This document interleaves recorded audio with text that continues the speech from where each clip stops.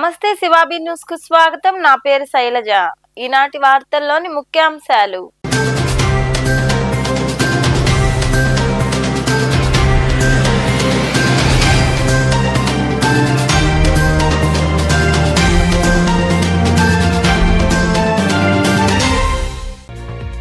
తిరుపతి తిరుమలలో వచ్చే నెల 9న వైకుంఠ ద్వార దర్శనం ఉచిత టోకెన్లు జారీ. తిరుపతిలోని పలు ప్రాంతాల్లో ఏర్పాటు చేసిన కౌంటర్లను కలెక్టర్, ఎస్పీ తదితరులతో కలిసి పరిశీలించిన టీటీడీ ఈవో శ్యామలరావు.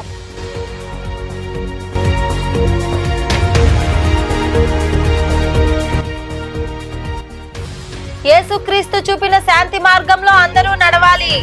నెల్లూరులోని కపాడిపాలెంలో ఉన్న సెయింట్ జోసెఫ్ చర్చిలో నిర్వహించిన క్రిస్మస్ వేడుకల్లో పాల్గొని ప్రత్యేక ప్రార్థనలు నిర్వహించిన మంత్రి నారాయణ.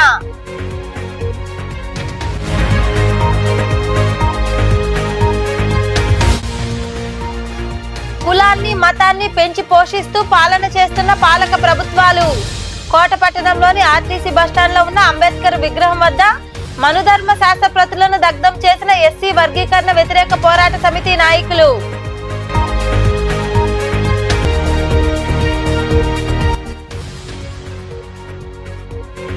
వైభవంగా ధనుర్మాస పూజలు. గూడూరులోని కోదండ రామాంజనేయ చెన్నకేశ్వర స్వామి దేవాలయంలో నిర్వహించిన పూజల్లో పాల్గొని తిరుప్పావై పఠించిన భక్తులు.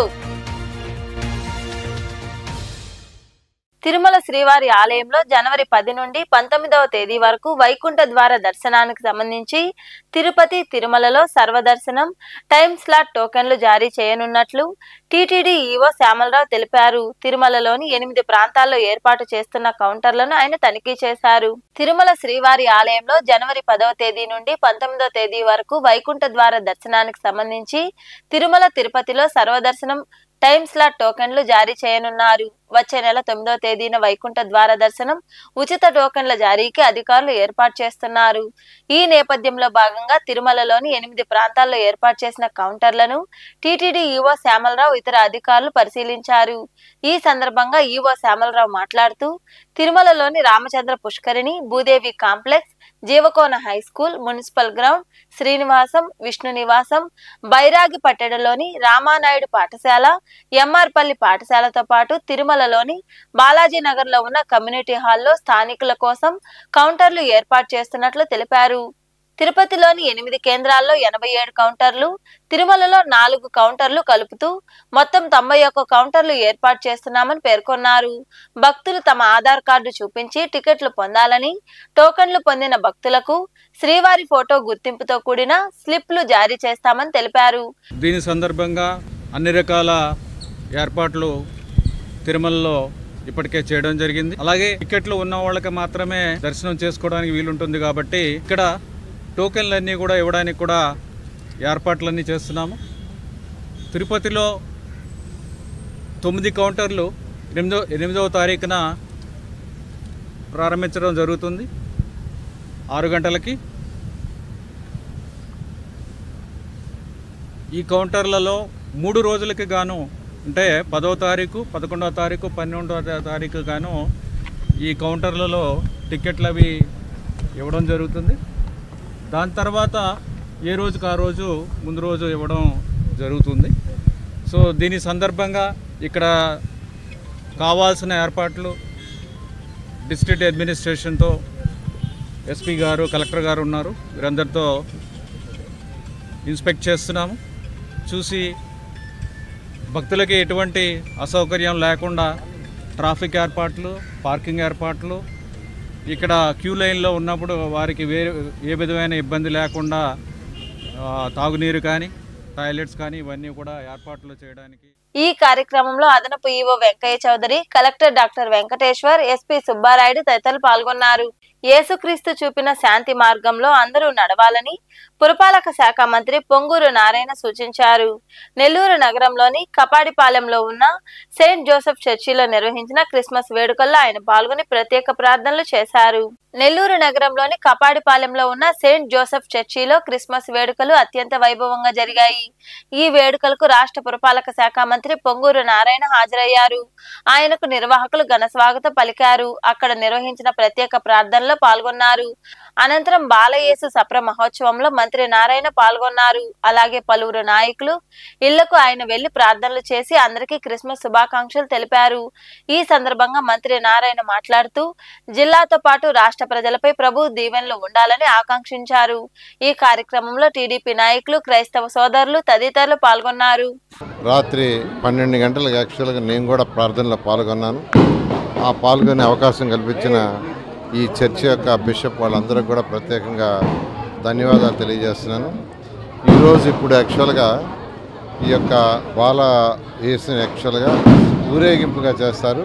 దాన్ని అంటారు సప్ర మహోత్సవం అంటారు. ఆ సప్ర మహోత్సవంలో కూడా ఈరోజు నేను పాల్గొనే అవకాశం ఇచ్చిన ఈ బిషప్ గారికి, వాళ్ళ యొక్క బృందం అందరూ కూడా నేను ప్రత్యేక ధన్యవాదాలు తెలియజేస్తూ, మొదటి నుంచి యాక్చువల్గా ఇక్కడ ఈ యొక్క చర్చితో ఒక అనుబంధం కావచ్చు దాన్ని ఏర్పాటు చేయడంలో శశి ప్రశాంత్ అంటారు. మేము శశి కూడా యాక్చువల్గా ఎంతో చేసి చర్చికి అంతకుముందు 2014-19లో కొన్ని రోడ్లని లోపల ఏర్పాటు చేయడం జరిగింది. అదేవిధంగా చర్చి హాల్కి కొంత మార్పులు అవన్నీ చేయడం జరిగింది.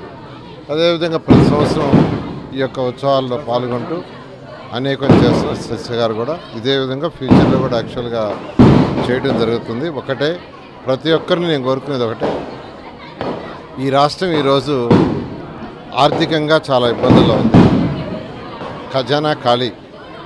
అయితే ముఖ్యమంత్రి గారికి ఉన్న అపార అనుభవంతో ఈరోజు ఈ రాష్ట్రాన్ని ముందుకు తీసుకుపోతూ కొద్దిగా ఖజానాని పాజిటివ్గా తీసుకొస్తున్నారు.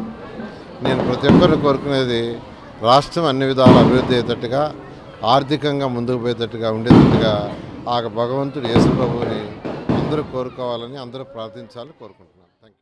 సామాజిక, సాంస్కృతిక, రాజకీయ, ఆర్థిక అణిచివేతలకు మూల కారణమైన మనుధర్మ శాస్త్ర ప్రతులను ప్రతి ఏడాది డిసెంబర్ 25న దగ్ధం చేస్తున్నట్లు ఎస్సీ వర్గీకరణ వ్యతిరేక పోరాట సమితి అధ్యక్షులు మీజూరు మాధవ్ తెలిపారు. కోట పట్టణంలోని డాక్టర్ బిఆర్ అంబేద్కర్ విగ్రహం వద్ద నాయకులు మనుధర్మ శాస్త్ర ప్రతులను దగ్ధం చేశారు.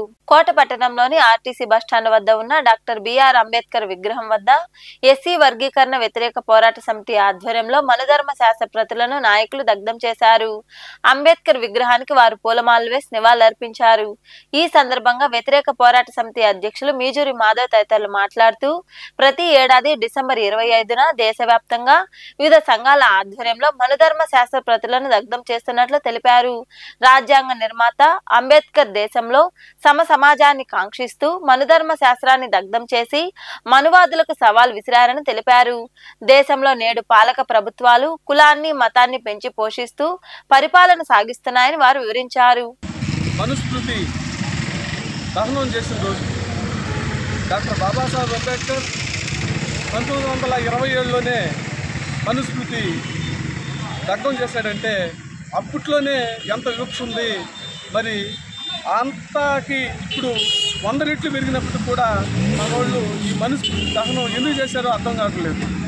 అయితే ఈరోజు భారతదేశం మొత్తం మనుస్మృతి దహనం చేస్తూ ఉన్నారు.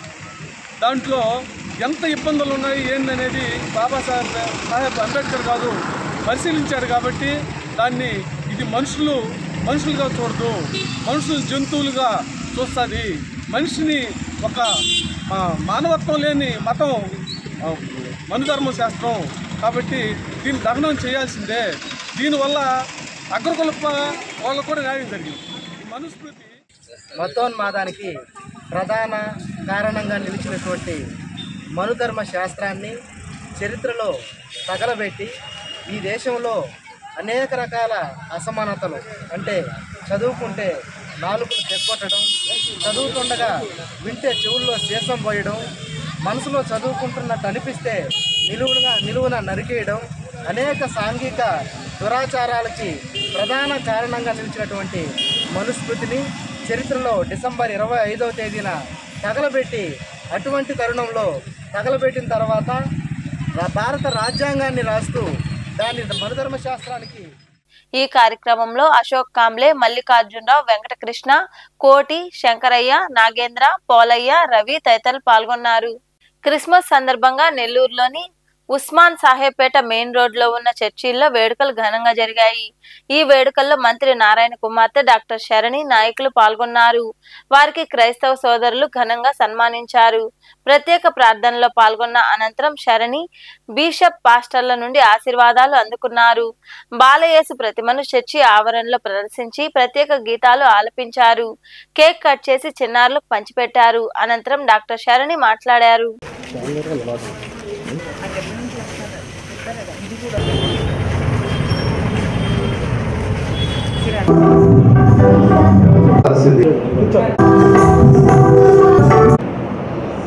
సమయంలో ఖచ్చితంగా రావాలి, నువ్వు అందరితో సెలబ్రేట్ చేయాలి అంటే నేను ఇక్కడికి వచ్చాను. మీ అందరూ బాగున్నారు అనుకుంటాను. క్రిస్మస్ అందరికీ క్రిస్మస్ శుభాకాంక్షలు. ఖచ్చితంగా మనందరం మంచి చేస్తున్నాము, మనందరికీ మంచి జరుగుతుంది. నాన్నగారు ఎప్పుడు అండగా ఉంటారు, తిరునాయుడు గారు కూడా ఉన్నారు. సో మీ సమస్యలు ఏమన్నా ఉన్నా చెప్పండి. అండ్ యేసుప్రభు ఖచ్చితంగా మనందరికీ మంచి చేస్తాడు. ఆంధ్రప్రదేశ్ రాష్ట్రం అనుకోండి, లేకపోతే నెల్లూరు ఒక మంచి సిటీగా రూపుదిద్దాలని ఖచ్చితంగా మా నాన్నగారు ఎంతో సపోర్ట్ చేస్తున్నారు. అండ్ ఖచ్చితంగా మీ అందరికీ కూడా మంచి రోజులు రాబోతున్నాయండి. ఆల్రెడీ వచ్చే మీ అందరికీ చూసే ఉంటారు, పూర్వ ప్రభుత్వం ఉన్నప్పుడు ఎలా ఉంది, ఇప్పుడు ప్రభుత్వం ఉన్నప్పుడు ఎలా ఉంది అని. అందరికీ మేరీ క్రిస్మస్ అండి. అండ్ మీ అందరూ సంతోషంగా ఉండాలని మనస్ఫూర్తిగా కోరుకుంటున్నాను. Thank you.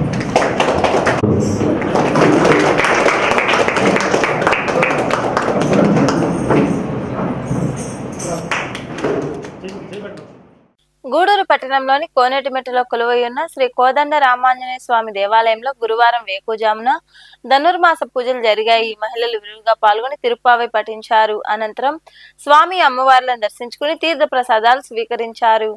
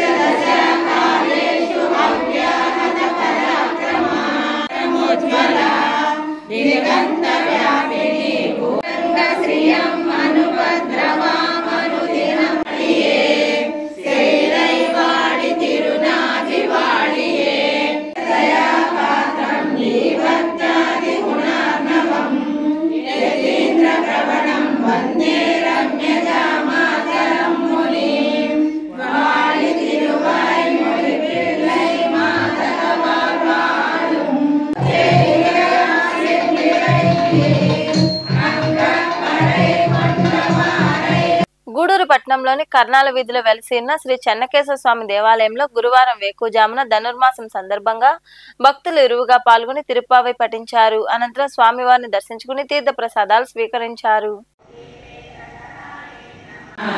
ఓం రమ్యాయ నమః నమః ఓం అనుగ్రహాయ నమః ఓం మంత్రరత్న ఓం రంగమంగళ దీపికాయ శోభన వార్షికాయ నమః ప్రపన్నార్తిహరాయ నమః ఓం దితే నమః ఓం మీనకేతర దూరే రమ్యాం భోజనాభికాయ నమః ఓం దితే నమః ఓం కారుణ్యరసని ఓం సుప్రభాతం పుణ్యమ సమారత్న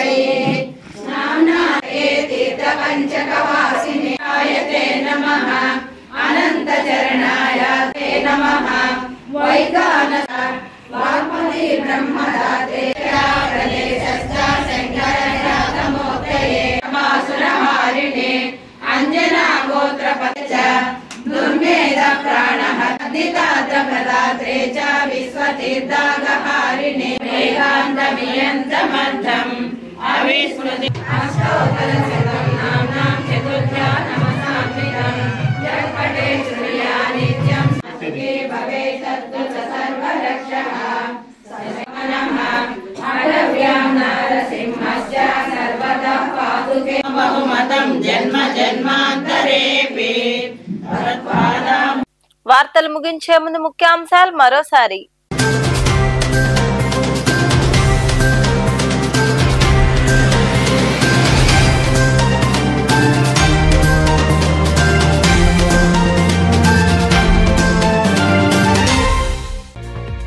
తిరుపతి తిరుమలలో వచ్చే నెల 9న వైకుంఠ ద్వార దర్శనం ఉచిత టోకెన్లు జారీ. తిరుపతిలోని పలు ప్రాంతాల్లో ఏర్పాటు చేసిన కౌంటర్లను కలెక్టర్, ఎస్పీ తదితరులతో కలిసి పరిశీలించిన టీటీడీ ఈవో శ్యామలరావు.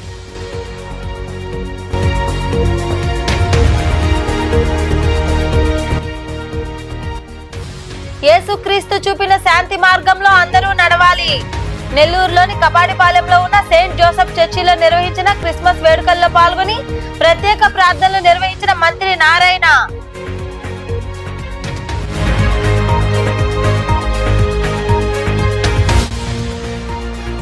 కులాన్ని, మతాన్ని పెంచి పోషిస్తూ పాలన చేస్తున్న పాలక ప్రభుత్వాలు. కోటపట్టణంలోని ఆర్టీసీ బస్టాండ్లో ఉన్న అంబేద్కర్ విగ్రహం వద్ద మనుధర్మ శాస్త్రప్రతులను దగ్ధం చేసిన ఎస్సీ వర్గీకరణ వ్యతిరేక పోరాట సమితి నాయకులు.